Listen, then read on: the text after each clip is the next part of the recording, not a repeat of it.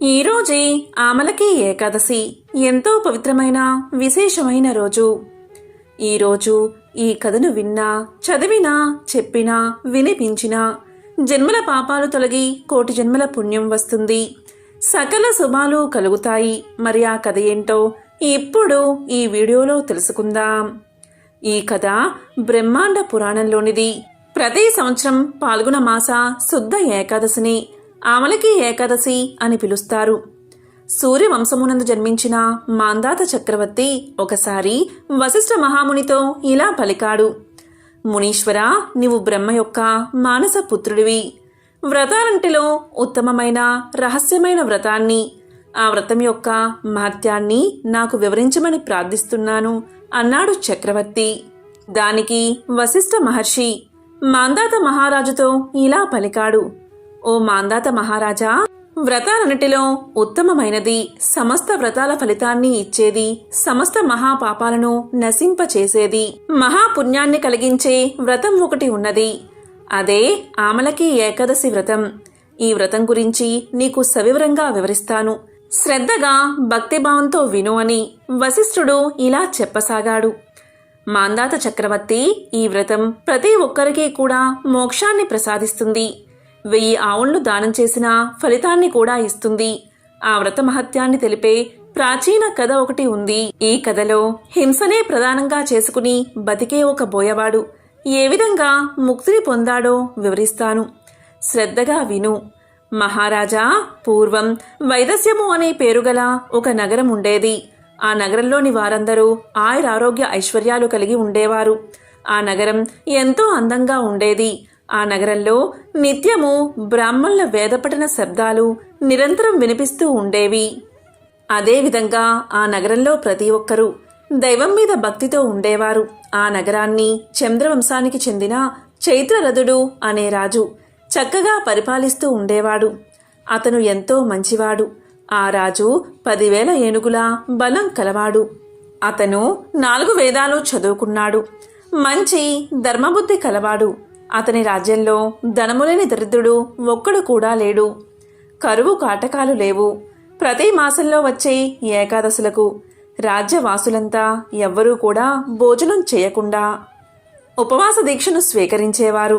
ఇలా ఉండగా పాల్గొన మాసం శుద్ధ ఏకాదశి అయిన ఆమలకి ఏకాదశి వచ్చింది. ఆ ఏకాదశి రోజు ఆ రాజ్యవాసులంతా ఏకాదశి వ్రతాన్ని భక్తి శ్రద్ధలతో ఆచరించసాగారు.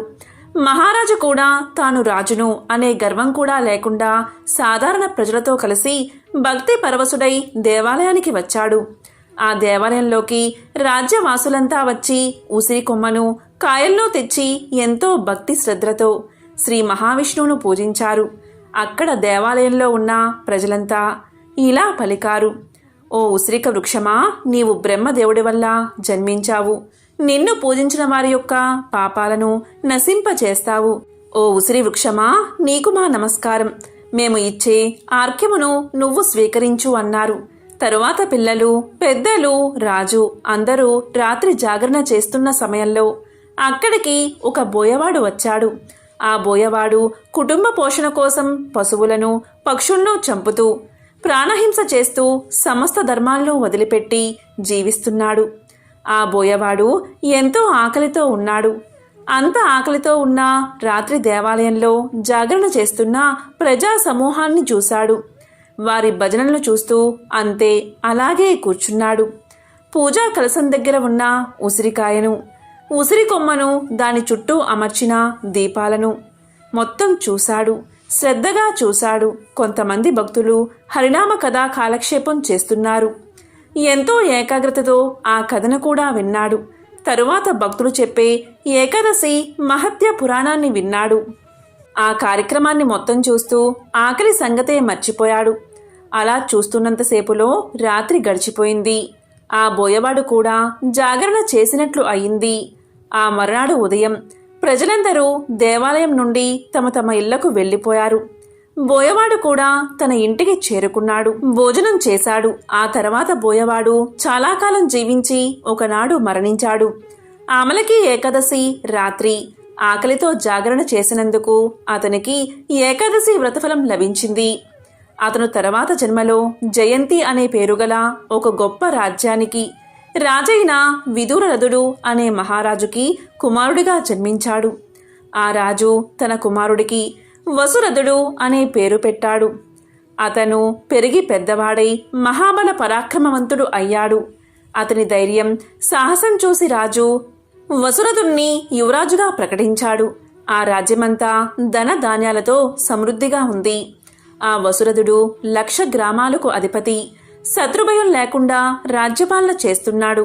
అతను గొప్ప విష్ణుభక్తి కలవాడు. ప్రజలను తన కన్నబిడ్డల వలె చూసుకునేవాడు. ఒకరోజు వసురథుడు అడవికి వేటకు వెళ్ళాడు. అక్కడ మృగాలను చంపి తిరిగి వచ్చే దారిని మర్చిపోయాడు. దారి తప్పి అడవంతా తిరిగాడు. తిరిగి అతను బాగా అలసిపోయాడు. బాగా ఆకలికి లోనయ్యాడు. దట్టమైన అడవిలో ఎటు పోవాలో తెలియక ఒక చెట్టు నీడలో తన ఎడమ చేతిని దిండుగా చేసుకుని ఒంటరిగా నిద్రపోతున్నాడు.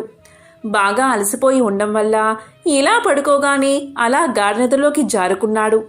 ఇంతలో అక్కడ అడవిలో నివసించే క్రూరమైన అడవి మనుషులు రాజు ఉన్న చోటుకు హఠాత్తుగా వచ్చారు. ఎవడో వచ్చాడు అని దూరంగా ఉండి కొందరు పాసాలతో, మరికొందరు ఆయుధాలతో, కత్తులతో బాణాలు ఎక్కిపెట్టి అతనిపై వేయసాగారు. ఆ ఆయుధాలన్నీ అతని శరీరంపై పూలు పడినట్లుగా పడుతున్నాయి, కానీ గాయం మాత్రం అవడం లేదు. ఇక క్రూరమైన అడవి మనుషుల దగ్గర ఉన్న ఆయుధాలన్నీ అయిపోయాయి. వారికి ఏం చెయ్యాలో తోచక దిగాలుగా నిల్చున్నారు. ఇంతలో యువరాజు శరీరం నుంచి ఒక యువతి బయటకు వచ్చింది. ఆమె ఎంతో కోపంతో వారిపై దూకి క్షణకాలంలో వారందరినీ సంహరించింది. తరువాత అంతర్ధానమైనది. ఇంతలో రాజుకు మెలకువ వచ్చింది. అతను లేచి తన చుట్టూ ఉన్న అడవి మనుషులు చనిపోయి ఉండడం చూసి వీరందరినీ సంహరించి నన్ను రక్షించింది ఎవరు అని ఆలోచిస్తున్న తరుణంలో అతనికి ఆకాశం నుంచి ఇలా వినిపించింది. ఇదంతా శ్రీహరి మహిమ అని పలికింది. అంతట రాజు ఎంతో సంతోషించి తన రాజ్యానికి వచ్చి ధర్మాత్ముడుగా చాలా కాలం రాజ్యాన్ని పరిపాలించాడు. కాబట్టి మాంధాత మహారాజా ఏ కారణం చేతనైనా ఈ ఆమలకి ఏకాదశి వ్రతాన్ని ఆచరిస్తే అలాంటి వారు తప్పక వైకుంఠాన్ని చేరుకుంటారు. కాబట్టి ఆమలకి ఏకాదశి వ్రతం అంత గొప్పది. ఎవరైతే ఆమలకి ఏకాదశి వ్రతం గురించి తెలుసుకుంటారో, అలాగే వ్రతకథను వింటారో అటువంటి వారికి 1000 ఆవుళ్లు దానం చేసిన ఫలితంతో పాటు 1000 అశ్వమేధ యాగాలు చేసిన ఫలితం దక్కుతుంది. ఐశ్వర్యం కలిగి సకల శుభాలు కలుగుతాయి. ఆమలకము అంటే ఉసిరికాయ అని అర్థం. పురాణం ప్రకారం ఈ ఏకాదశి గురించి ఇలా వివరణ ఉంది. ఎవరైతే ఆమలకి ఏకాదశి రోజు ఉసిరి చెట్టు కిందకు వెళ్లి సాక్షాత్తు శ్రీమన్నారాయణ్ణి పూజించి ఉసిరి చెట్టుతో సహా పూజించి ఆ ఉసిరి చెట్టు కిందే జాగరణ చేస్తారో అటువంటి వారికి 1000 గోవులు దానం చేసిన పుణ్యం కలుగుతుందని ధర్మరాజుకు శ్రీకృష్ణుడు చెప్పినట్లు పద్మ పురాణంలో ఉంది. అసలు ఉసిరి చెట్టుకు ఎందుకింత ప్రాముఖ్యత, ప్రాధాన్యత అనే సందేహం మీకు కలగవచ్చు. దానికి పురాణ వివరణ ఇలా ఉంది. ఇది పద్మ పురాణంలోనిది. మహాప్రళయం వచ్చినప్పుడు లోకాలన్నీ నాశనమవుతాయి. ఈ సృష్టంతా జలంతో నిండిపోతుంది. ఆ జలంలో శేషతల్పం మీద యోగ నిద్రలో శ్రీ మహావిష్ణువు ఉంటాడు. ఆ యోగ నిద్రలో ఉన్న పరమాత్మ నోటి నుంచి చంద్రబింబం ఆకారంలో ఒక ఉమ్మి బయలుదేరి కింద పడగాని అందులో నుంచి ఒక అద్భుతమైన చెట్టు ఉద్భవించింది. ఆ వృక్షం ప్రకాశిస్తూ బయలుదేరింది. ఆ వృక్షం తర్వాతే బ్రహ్మదేవుడు ప్రజాపతులను, దేవతలను, మానవులను సృష్టి చేశాడు. అలా బ్రహ్మచేత సృష్టించబడిన ఆ దేవతలు ప్రకాశిస్తున్న ఆ చెట్టు వంక చూస్తూ ఈ చెట్టు పేరు ఏమిటి? దీన్ని మనం ఇంతవరకు చూడలేదే. ఈ చెట్టు అసలు ఎక్కడి నుంచి వచ్చింది అని అనుకుంటూ ఉండగా ఆకాశవాణి ఇలా పలికింది. ఓ దేవతలారా, ఇది సాక్షాత్తు విష్ణు స్వరూపమైన చెట్టు. ఇది ఉసిరిక చెట్టు. దీన్నే ఆమలక వృక్షము అంటారు. ఇది పరమ పవిత్రమైన వృక్షం. ఎవరైతే ఈ చెట్టును కేవలం తాకుతారో వారికి గోవును దానం చేసినంత పుణ్యం దక్కుతుంది. అంతటి పవిత్రమైన వృక్షం ఈ ఆమలక వృక్షం. ఎవరైతే ఈ వృక్షాన్ని స్మరిస్తారో వారికి గోదాన పుణ్యం. ఎవరైతే ఈ వృక్షాన్ని తాకుతారో వారికి 2 పుణ్యం కలుగుతుంది. ఎవరైతే ఈ ఉసిరికాయను ప్రసాదంలా తీసుకుంటారో వారికి మూడింతల ఫలితం కలుగుతుంది. ఎందుకంటే సమస్త దేవతలు నిత్యము నివాసముండే పవిత్ర దేవతా వృక్షం ఈ ఉసిరి చెట్టు. ఈ చెట్టును ఈ ఆమలకి ఏకాదశి రోజు సేవిస్తే సమస్త పాపాలు తొలగిపోతాయి. ఈ చెట్టు మూలమందు శ్రీ మహావిష్ణువు కొలువై ఉంటాడు. అగ్రభాగంలో బ్రహ్మ కొలువై ఉంటాడు. ఈ చెట్టు కొమ్మల్లో పరమేశ్వరుడు కొలువై ఉంటాడు. ఈ చెట్టు రెమ్మలలో మహర్షులు మొదలైన వారు నివసిస్తారు. వీటి యొక్క పత్రాలలో దేవతలు ఉంటారని చెప్పగానే దేవతలందరూ ఆమలకి వృక్షాన్ని పూజించారట. విష్ణువును స్తోత్రం చేశారట. అప్పుడు శ్రీహరి ప్రత్యక్షమై, దేవతలారా, మీకు ఏం వరం కావాలో కోరుకోమని అన్నాడట. అప్పుడు మహర్షులు దేవతలు ఇలా కోరుకున్నారట. దేవా, మేము ఏ చిన్న పని చేస్తే, అంటే ఏ చిన్న వ్రతం చేస్తే అనంతమైన పుణ్యం కలుగుతుందో, పాపాలన్నీ నశిస్తాయో ఆ వ్రతం గురించి చెప్పమన్నారు. అప్పుడు మహావిష్ణువు ఏకాదశి వ్రతం గురించి చెప్పగా వారు మోక్షాన్ని పొందారని పద్మపురాణం తెలియచేస్తుంది. కాబట్టి ఎంతో పవిత్రమైన విశేషమైన ఈ ఆమలకి ఏకాదశి రోజు ఈ కథలను విన్నా, చదివినా, చెప్పినా, వినిపించినా జన్మల దోషాలు తొలగి కోటి జన్మల పుణ్యం వస్తుంది. సకల శుభాలు కలుగుతాయి. ఈ పాల్గొన శుద్ధ ఏకాదశి ఆమలకి ఏకాదశి ఆరోగ్యాన్ని ప్రసాదిస్తుంది. మరి ఎంతో విశేషమైన పవిత్రమైన ఈ రోజు స్వామికి సంబంధించిన విశేషమైన కథలను ఇప్పుడు ఈ వీడియోలో తెలుసుకుందాం. ప్రపంచంలోని గొప్ప ఋషీశ్వరుల్లో ఒకరన్న అహంకారానికి లోనైన నారద మునీంద్రులు తన గర్వంతో చివరికి ఎటువంటి గుణపాఠాలను ఎదుర్కొన్నాడో ఇప్పుడు చూద్దాం. నారద మునీంద్రులు నిరంతరం విష్ణుమూర్తిని తాను రచించి గానం చేసిన పాటలతో స్తుతిస్తూ నారాయణ మంత్రాన్ని ప్రపంచవ్యాప్తంగా విస్తరించేందుకు ఉపయోగించేవాడు. ఒకనాడు చింతిస్తూ ఉన్న ఒక వ్యక్తిని గమనించాడు నారదుడు. క్రమంగా అతని వద్దకు చేరుకుని అతని చింతకు, ఆందోళనకు గల కారణాల గురించి వాకపు చేయడం ప్రారంభించాడు. అప్పుడు ఆ ధనవంతుడు ఇలా చెప్పాడు. తాను ఎంత గొప్ప ధనవంతుడినైనా ఆ ధనాన్ని ఉపయోగించుకోవడానికి తనకంటూ వారసుడు లేడని అతని చింతనగా తెలియచేశాడు. అదేవిధంగా తనకు పుత్రుణ్ణి ప్రసాదించమని కంటినిండా ఆశను కలిగి నారద మునీంద్రుల వారిని ప్రార్థించాడు. అప్పుడు నారదుల వారు ఇలా పలికారు. ఓ వర్తకుడా, నాకు వరాలను నేరుగా ఇచ్చే శక్తి లేదు. నేను ఎటువంటి వరాలను ఇవ్వాలి అనుకున్నా అది విష్ణుమూర్తి ద్వారానే ఇవ్వగలను. నేను ఈ విషయాన్ని స్వామివారితో సంప్రదించి నీకు మంచి జరిగేలా చూస్తాను అని తెలియజేశాడు నారదుడు. కానీ ఒక రకంగా ఇది సాధ్యమయ్యే పనేనా అనే సంశయం నారదుడిలో ఉంది. ఇక నారద మునీంద్రులు తన మనసులో ఉన్న ఆ వర్తకుని సందేశంతో విష్ణు భగవానుణ్ణి చేరుకున్నాడు. ఆ సమయంలో విష్ణు భగవానుడు తన నివాస స్థానమైన వైకుంఠంలో ధ్యానంలో కూర్చుని ఉన్నాడు. నారాయణ నారాయణ అని విన్న వెంటనే వచ్చింది నారద మునీంద్రుల వారిని వెంటనే అర్థం చేసుకున్నాడు మహావిష్ణువు. వెంటనే నారద మునీంద్రులు ఒక భక్తుడికి తమరి ఆశీర్వాదం కావాలని విష్ణువుని కోరుకున్నాడు. ఆ మాటలు విన్న విష్ణు భగవానుడు కళ్ళు తెరిచి ఎవరికి ఆశీర్వాదం కావాలి, ఎందుకని ఇవ్వాలి అని అడిగాడు. దానికి నారదుడు ఇలా సమాధానం చెప్పాడు. ధనవంతుడైన ఒక వర్తకుడి సమస్యను మొత్తం తెలియచేశాడు. క్రమంగా అతనికి పుత్ర సంతాన యోగ్యం కలిగించమని వేడుకున్నాడు. కాని అందుకు విష్ణు భగవానుడు ఇలా పలికాడు. నారద, ఆ వర్తకుడికి తండ్రయ్యే యోగ్యత లేదు. విధివ్రతను అనుసరించి విధానాలు ఉండాలి, కానీ వాటిని మార్చే ప్రయత్నం అస్సలు చేయకూడదని తెలియచేశాడు. అలాగే నారద, ఇలాంటి మార్పులు చేయడం ప్రకృతి విరుద్ధమని తేల్చి చెప్పాడు విష్ణువు. క్రమంగా విష్ణుమూర్తి నిర్ణయాన్ని గౌరవించి వర్తకుని పట్ల జాలితో అక్కడి నుండి వెళ్ళిపోయాడు నారదుడు. కొన్నేళ్లు గడిచిన తర్వాత నారద మునీంద్రుల వారికి ఒకసారి ఆ ధనిక వర్తకుణ్ణి సందర్శించాలి అనిపించింది. క్రమంగా అనుకున్నదే తడవుగా వర్తకుని ఇంటికి వెళ్ళాడు. అయితే ఆ వర్తకుడు నలుగురు కుమారులతో ఆడుకుంటూ ఉండడం చూసి నారదుడు ఆశ్చర్యపోయాడు.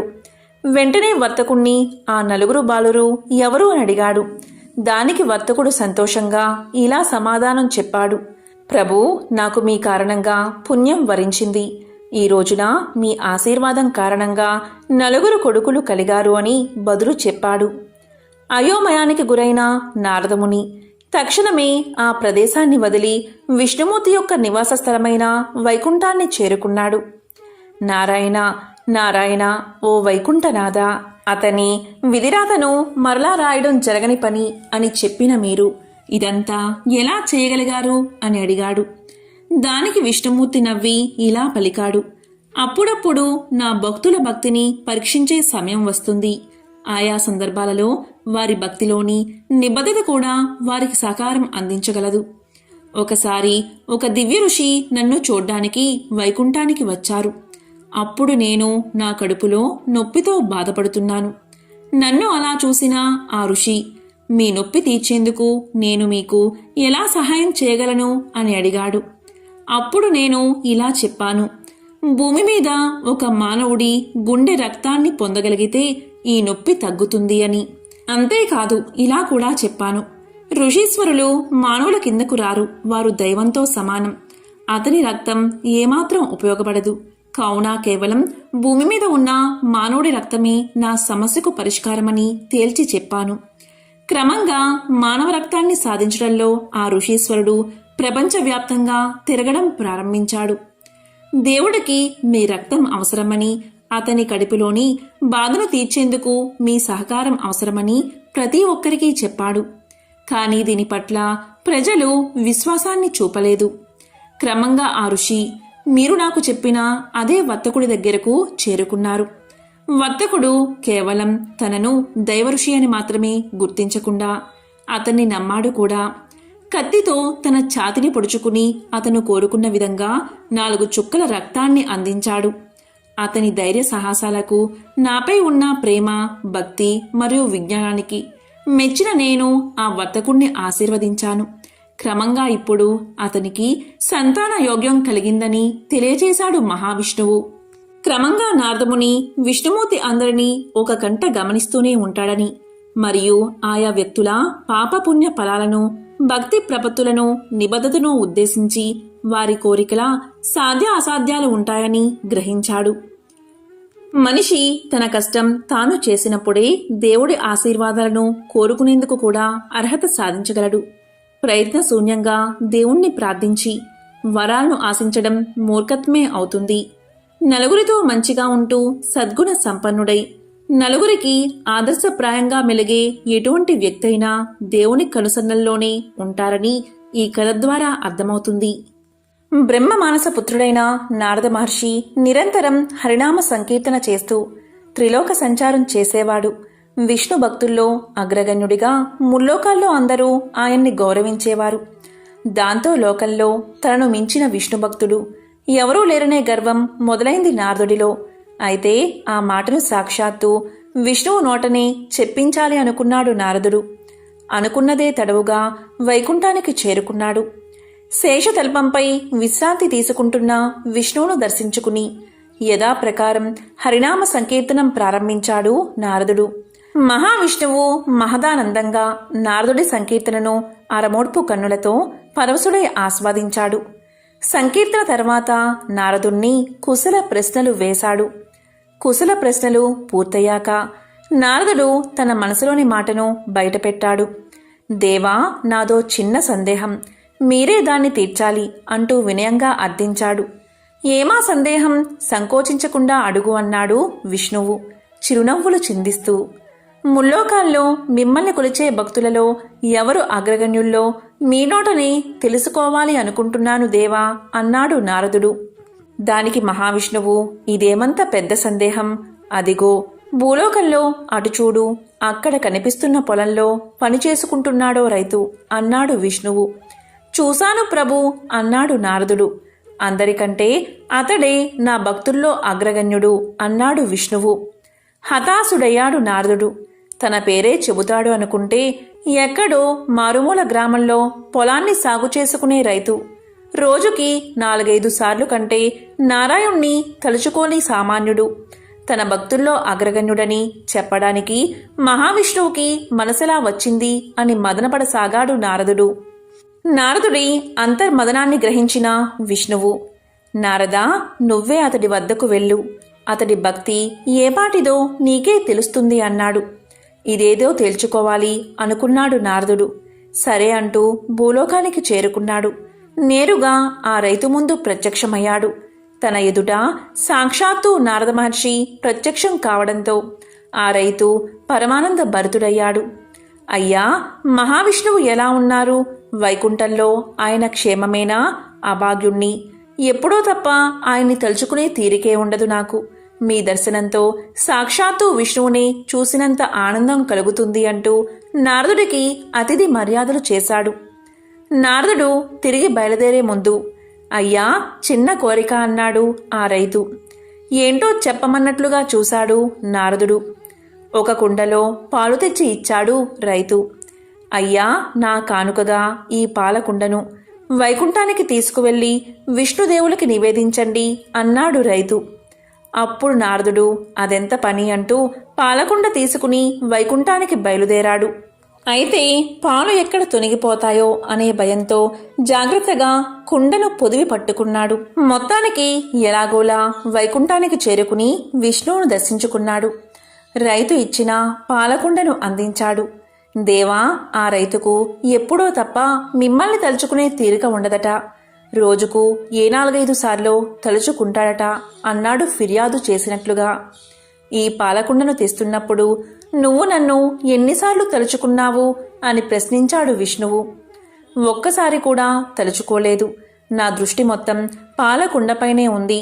పాలెక్కడ తొణికిపోతాయో అనే ఆందోళనే నా మనసంతా నిండిపోయింది అని తలదించుకుని బదులిచ్చాడు నారదుడు. రోజంతా శ్రమిస్తూ ఉన్నప్పటికీ నన్ను మర్చిపోకుండా రోజుకు కనీసం 4-5 సార్లు అయినా తలుచుకుంటున్నాడు కదా ఆ రైతు అన్నాడు విష్ణువు. ఆ మాటతో నారదుడి గర్వం నశించింది. ఆ రైతు తనకంటే ఎందుకు గొప్ప భక్తుడో అర్థమైంది. ఒక ఊరిలో ఒక ధనవంతుడు ఉండేవాడు. అతను మహావిష్ణువు యొక్క భక్తుడు. విష్ణుపై ఉన్న అచంచలమైన భక్తితో తన ఇంటి ఆవరణలోనే ఒక మందిరాన్ని కట్టించాడు. అందులో సుందరమైన విష్ణు విగ్రహాన్ని ప్రతిష్ఠించి విగ్రహానికి షోడశోపచారాలతో పూజలు చేయసాగాడు. చక్కని రుచికరమైన నైవేద్యాలు, నేతి దీపాలు, పరిమళాల ధూపాలతో అత్యంత వైభవంగా విష్ణువును పూజించసాగాడు.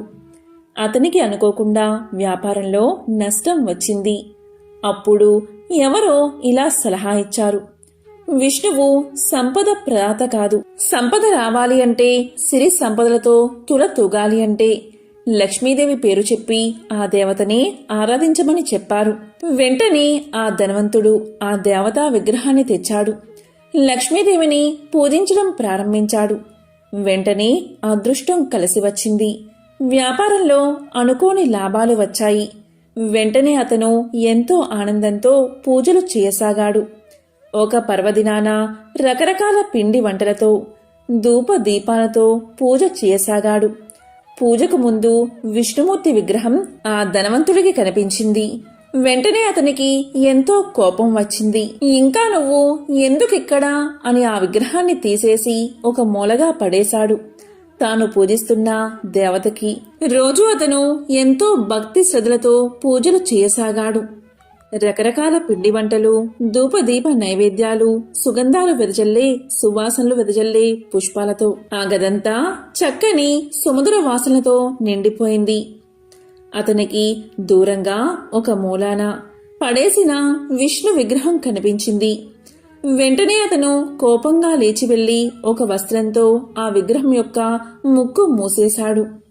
ఈ వాసనంతా హాయిగా ఆస్వాదిస్తున్నావా? ఇవన్నీ నీకోసం చెయ్యలేదులే. ఈ వస్తువుల వాసనలు కూడా నీకు తగలకూడదు అని పలికాడు ధనవంతుడు. ఇక వెంటనే మరుక్షణమే విష్ణుమూర్తి ప్రత్యక్షమయ్యాడు. చిరునవ్వుతో జగన్మోహన కాంతితో ఉన్న ఆ వాసుదేవుణ్ణి చూసి ఆ ధనవంతుడు ఇలా పలికాడు. స్వామి, నిన్ను ఎంతగానో ఆరాధించాను. రకరకాల నైవేద్యాలు కూడా పెట్టాను. అప్పుడు నీవు కనికరించకుండా కష్టాలు అనుభవించేటట్లు చేశావు. మరి ఇప్పుడు నిన్ను ఆరాధించడం మానేశాక లక్ష్మీదేవిని సేవిస్తూ ఆ నైవేద్యాల వాసన కూడా నీకు రానివ్వకుండా చేస్తే ఇప్పుడు ప్రత్యక్షమై కనుకరించావు. ఇదేమి వింత స్వామి అని ప్రశ్నించాడు ధనవంతుడు. అందుకు ఆ మహామాయావి అయిన విష్ణువు నవ్వుతూ ఇలా పలికాడు. నీవు పూజలు చేశావు నిజమే, నైవేద్యాలు నివేదించావు అది నిజమే, కాని నేను అక్కడ ఉన్నాను అన్న భావనతో నీవు చేయలేదు. ఏదో పూజ చేశావు, ఏదో నైవేద్యం సమర్పించావు అన్నట్లు చేశావు, కాని ఇప్పుడు నీవు అలా అనుకోలేదు. నేను ఇక్కడే ఉన్నాను అనుకున్నావు. ఆ వాసనలు కూడా అంటే నైవేద్యాల గుమగుమలు కూడా నేను అనుభవిస్తున్నాను అనే భావన నీలో కలిగింది. నా ఉనికి, నా సాన్నిధ్యం నీ భావనలో పొందావు. నన్ను ద్వేషించినా నేను ఇక్కడ ఉన్నాను అనే భావన్ని చెందావు. ఇక్కడే ఉన్నా నా ముక్కు మోసావు అంటే అంత ప్రత్యక్ష భావన నీలో కలిగింది. ఎప్పుడైతే ఆ భావన నీలో కలిగిందో నా సాక్షాత్కారం లభించింది అన్నాడు మహావిష్ణువు. దానికి ఆ విష్ణు భక్తుడికి ఎంతో ఆనందం కలిగింది. ఆ రోజు నుంచి అతను ఎంతో భక్తిభావంతో లక్ష్మీనారాయణులు తన ఇంట్లోనే ఉన్నారు అనే భావనతో పూజలు చేయసాగాడు. చివరకు మోక్షాన్ని పొందాడు. మోక్షం అనే పదం దాదాపు అందరూ వినే ఉంటారు. ఏదో ఒక సందర్భంలో హమ్మయ్య మోక్షం కలుగుతుంది అనుకుంటారు. ఇంతకీ మోక్షం అంటే ఏమిటి, అదెలా లభిస్తుందో తెలియచేసే పురాణ కథ ఇది. త్రిలోక సంచారి అయిన నారదుడు ఒకసారి భూమి మీద ఉన్న విష్ణు భక్తులను పలకరించేందుకు వెళ్ళాడు. ఆయన 3 వ్యక్తుల్ని కలిశారు. వారిలో మొదటి వ్యక్తి ఒక ముని. నిత్యం హరినామ స్మరణలోని మునిగితేలే ముని దగ్గరకు వెళ్ళాడు నారదుడు. నారదుణ్ణి చూసిన ముని ఇలా పలికాడు. అయ్యా, వైకుంఠం నుంచి ఎప్పుడు వచ్చారు? విష్ణు భగవానుడు ఎలా ఉన్నారు? ఏం చేస్తున్నారు? మీరు తరచూ వైకుంఠానికి వెళ్తూ ఉంటారా అని ప్రశ్నలతో ముంచెత్తాడు. దానికి స్పందించిన నారదుడు ఇలా చెప్పాడు. శ్రీ మహావిష్ణువు బాగానే ఉన్నారు. వైకుంఠానికి నేను తరచూ వెళ్తూనే ఉంటాను అని సమాధానం చెప్పాడు. అప్పుడు ముని ఇలా అడిగాడు. అయితే స్వామి, ఈసారి మీరు వైకుంఠానికి వెళ్ళినప్పుడు నాకు మోక్షం ఎప్పుడు ప్రసాదిస్తారో స్వామివారిని అడగండి అన్నాడు. సరే అని ముందుకు సాగిన నారదుడు ఆ తరువాత చెప్పులు కుట్టే వ్యక్తికి కనిపించాడు. అప్పుడు చెప్పులు కుట్టే వ్యక్తి ఇలా పలికాడు. స్వామి, మిమ్మల్ని చూస్తే సాక్షాత్తు ఆ విష్ణుమూర్తినే చూసినట్లుంది. స్వామివారు ఎలా ఉన్నారు? వైకుంఠం నుంచి మీరు ఎప్పుడు వచ్చారు? ఏం చేస్తున్నారు అని అడిగాడు. అప్పుడు నారదుడు ఇలా చెప్పాడు. స్వామి బాగానే ఉన్నారు. నేను మళ్ళీ అక్కడికే వెళ్తున్నాను. నీ గురించి ఏమన్నా అడగమంటావా అన్నారు నారదులవారు. అప్పుడు చెప్పులు కుట్టేవాడు ఇలా అన్నాడు. అడగడానికి ఇంకేముంది తండ్రి, ఆ స్వామివారి కటాక్షం ఎప్పుడు లభిస్తుందో, నాకు మోక్షం ఎప్పుడు సిద్ధిస్తుందో కనుక్కోండి చాలు అన్నాడు. సరే అన్న నారదుడు వైకుంఠానికి తిరుగు పయనమయ్యాడు. వైకుంఠంలో స్వామివారి దగ్గరకు వెళ్ళిన నారదులవారు తాను భూలోకంలో కలిసిన వ్యక్తుల గురించి చెప్పి వారి సందేహాలు అతని ముందుంచారు. అప్పుడు మహావిష్ణువు ఏమన్నారు అంటే, నారదా, నాలో ఐక్యమయ్యేందుకు ఆ ముని మరెన్నో జన్మలు వేచి ఉండాలి. కానీ ఆ చెప్పులు కుట్టుకుని వ్యక్తికి మాత్రం ఇదే చివరి జన్మ అన్నారు మహావిష్ణువు. ఆశ్చర్యపోయిన నారదులవారు నిత్యం హరినామస్మరణలో మునిగితేలే మునికి మరెన్నో జన్మలు ఉండడమేమిటి? సాధారణ జీవనం గడుపుతున్న చెప్పులు కుట్టే వ్యక్తికి ఇదే ఆఖరి జన్మ కావడం ఏంటి అనే సంశయంలో ఉండిపోయాడు నారదుడు. ఇది గమనించిన శ్రీహరి ఇలా పలికాడు. ఈసారి నువ్వు వారిద్దరినీ కలిసినప్పుడు స్వామివారు ఏం చేస్తున్నారు అని వాళ్ళు అడుగుతారు కదా, అప్పుడు ఆయన సూది బెజ్జంలోంచి ఏనుగును పంపిస్తున్నారని చెప్పు. వారిలో ఎవరు గొప్ప భక్తులో నీకే తెలుస్తుంది అన్నారు. ఇక భూలోకానికి తిరిగి బయలుదేరి వెళ్ళిన నారదుడు మళ్ళీ ఆ ఇద్దరినీ కలిశాడు. ఎప్పటిలాగే స్వామివారు ఏం చేస్తున్నారని అడిగితే శ్రీహరి చెప్పమన్నా సమాధానమే చెబుతారు నారదులవారు. ఆ విధంగా నారదుడు చెప్పిన వెంటనే ముని ఏమన్నాడంటే, భలేవారే, సూది బెజ్జంలోంచి ఏనుగును పంపించడం ఎలా సాధ్యం? మీరు నాతో పరాచికాలు ఆడుతున్నట్లున్నారు. లేదా ఏదో భ్రాంతికి గురై ఉంటారు అన్నాడు ముని చిరునవ్వుతో. కాని చెప్పులు కుట్టే వ్యక్తి ఇలా అంటాడు, మంచిది మంచిది, స్వామివారు తలుచుకుంటే సాధ్యం కానిది ఏముంటుంది అన్నాడు. స్వామివారు ఎంత గొప్పవారైతే మాత్రం అంత అసాధ్యమైన కార్యాన్ని చేయగలరని నువ్వు నమ్ముతున్నావా అని అడుగుతాడు నారదుడు. దానికి చెప్పులు కుట్టుకునే వ్యక్తి ఇలా చెప్తాడు, నారదా, భలేవారే, భగవంతుడికి అసాధ్యమంటూ ఏముంటుంది? ఇదిగో ఈ మర్రి పండును చూడండి. ఈ మర్రి పండులో వేల గింజలు ఉన్నాయి కదా. ఆ గింజలన్నీ మళ్ళీ మర్రి చెట్లుగా మారతాయి కదా. పోనీ అక్కడితో ఆగుతుందా? ఆ మర్రి చెట్టు ఊడలు కిందకి దిగి విశాలమైన వనంగా మారుతుంది. ఇంత చిన్న పండులో అన్ని మహావృక్షాలు ఇమిడి ఉన్నప్పుడు స్వామివారు చేసిన దానిలో ఆశ్చర్యం ఏముంది? సృష్టిలో ఇలాంటి అద్భుతాలన్నీ ఆయనకి సాధ్యమే కదా అన్నాడు చెప్పులు కుట్టుకునే వ్యక్తి. పైకి ఎంతో సాధారణంగా కనిపించి ఆ భక్తుడి మనసులో భగవంతుని పట్ల ఉన్న విశ్వాసం ఎంత బలమైనదో నారదుల వారికి అప్పుడు అర్థమైంది. మోక్షం చెప్పులు కుట్టే వ్యక్తికి ఎందుకు ముందుగా వస్తుందో నారదుడికి తెలిసింది. ఉపనిషత్తుల్లోని ఒక విశేషమైన కథను ఇప్పుడు తెలుసుకుందాం. ఒకసారి మానవ దేహంలోని ఇంద్రియాలకు అంటే ప్రాణానికి, మనసుకి, వాక్ శక్తికి, నేత్రాలకి, చెవులకి గొప్ప యుద్ధం జరిగింది. ప్రతి ఇంద్రియము కూడా నేను గొప్పదాన్ని అంటే కాదు, నేనే గొప్పదాన్ని అనే అహంకారం పెరిగి గొప్ప యుద్ధం జరిగింది. ప్రతి ఇంద్రియము నేనే గొప్పదాన్ని అంటే కాదు, నేనే గొప్పదాన్ని అని పోటీ పడ్డాయి. అవి ఎంత వాదించుకున్నా గొప్పవారు ఎవరో నిర్ధారణ కాలేదు. వేరే మార్గం లేక అవన్నీ కలిసి తమ తండ్రి అయిన ప్రజాపతి బ్రహ్మ వద్దకు వెళ్ళాయి. అవి బ్రహ్మ వద్దకు వెళ్ళి ఇలా పలికాయి, తండ్రి, మాలో ఎవరు గొప్పవారు నీవే నిర్ణయించి చెప్పు అని అడిగాయి. ఇక ప్రజాపతి చాలా చిక్కుల్లో పడిపోయాడు. ఆయన అందరికీ తండ్రే కదా, ఆయనకందరూ సమానమే కదా, ఒకరు గొప్ప అని ఇతరులను బాధ పెట్టడం ఏమాత్రం ఇష్టం లేదు ఆయనకి.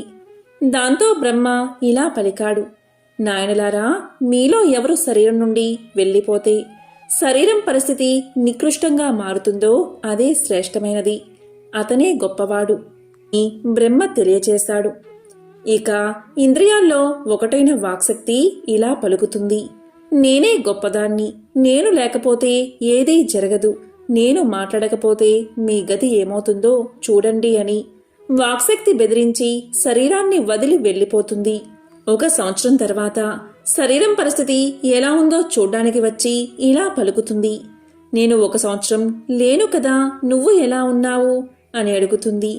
దానికి శరీరం, నేను చక్కగానే ఉన్నాను, ఇబ్బంది ఏమీ లేదు, మాట్లాడలేకపోయాను, కానీ చెవులతో విన్నాను, కళ్ళతో చూశాను, మనసుతో ఆలోచించాను, బ్రతికి హాయిగా ఉన్న సంగతి నువ్వు చూస్తున్నావు కదా అని పలుకుతుంది. ఈ మాటలు విన్న వాక్శక్తి తలవంచుకుని సిగ్గుపడి మళ్లీ శరీరంలోకి ప్రవేశిస్తుంది. ఈసారి నేత్రాలు గర్వించాయి, నేను లేకపోతే ప్రపంచమంతా అంధకారం, వాక్శక్తి ఎలాగో ఓడిపోయింది కాబట్టి నేనే గెలుస్తాను, నేనే గొప్పవాడిని, ఈ విషయాన్ని మీరందరూ తప్పక అంగీకరిస్తారు అని పలికి నేత్రాలు శరీరాన్ని వదిలి వెళ్ళిపోయాయి. 1 సంవత్సరం గడిచిన తర్వాత వచ్చి ఇలా అడుగుతుంది నేత్రాలు, నేను లేకపోయేసరికి నీకు చాలా ఇబ్బందిగా అనిపించింది కదా, చాలా కష్టాన్ని అనుభవించావేమో అని అనగానే శరీరం ఇలా చెబుతుంది, ఎలాంటి ఇబ్బంది లేదు, కష్టం అసలే పడలేదు, నేత్రాలతో చూడలేదు కానీ చెవులతో విన్నాను, నోటితో మాట్లాడాను, మనసుతో ఆలోచించాను, హాయిగా ఉన్నాను, చూశావు కదా అని శరీరం సమాధానం చెప్తుంది. ఇది విని నేత్రాలు సిగ్గుపడి శరీరంలోకి ప్రవేశించాయి. ఇక నేత్రాల పక్కన ఉన్న చెవులకు గర్వం కలిగింది. ఈసారి నా గొప్పతనం చూపిస్తాను అనుకుని చెవులు ఇలా అన్నాయి, నేను లేకపోతే మీ శరీరం వృధా అని శరీరాన్ని వదిలిపోయాయి. 1 సంవత్సరం తర్వాత చెవులు తిరిగి వచ్చి శరీరాన్ని చూశాయి. నేను లేకపోతే నువ్వు బాగానే ఉన్నావా అని శరీరాన్ని అడిగాయి.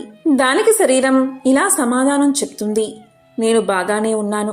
కళ్ళతో చూశాను, నోటితో మాట్లాడాను, మనసుతో ఆలోచించాను. కేవలం వెళ్ళలేకపోయాను అంతే. బతికే ఉన్నాను, నువ్వు చూస్తున్నావు కదా అని సమాధానం చెప్పింది.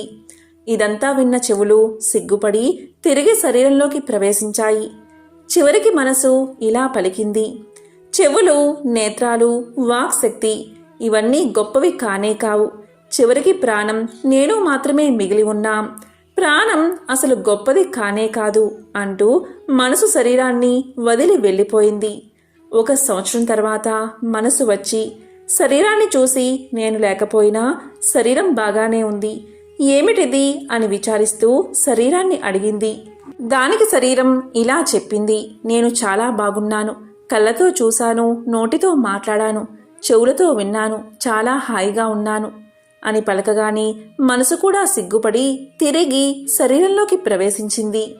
ఇప్పటి వరకు ఎవరు గొప్పవారో ఇంకా నిర్ధారణ కాలేదు. ప్రాణం మాత్రం ఇంతవరకు నిశ్శబ్దంగా ఉండి జరిగిందంతా చూస్తూ ఉంది.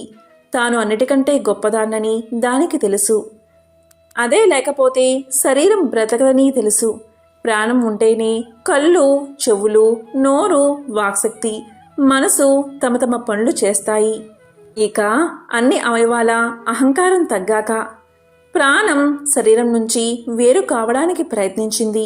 అలా ప్రయత్నించగానే కళ్ళు, చెవులు, వాక్శక్తి, మనసు ప్రమాదంలో పడిపోయాయి.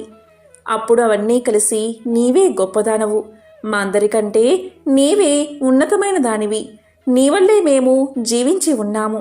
ఓ ప్రాణమా, నీవే తల్లివి, నీవే తండ్రివి, నీవే శక్తివి, నీవే తేజానివి.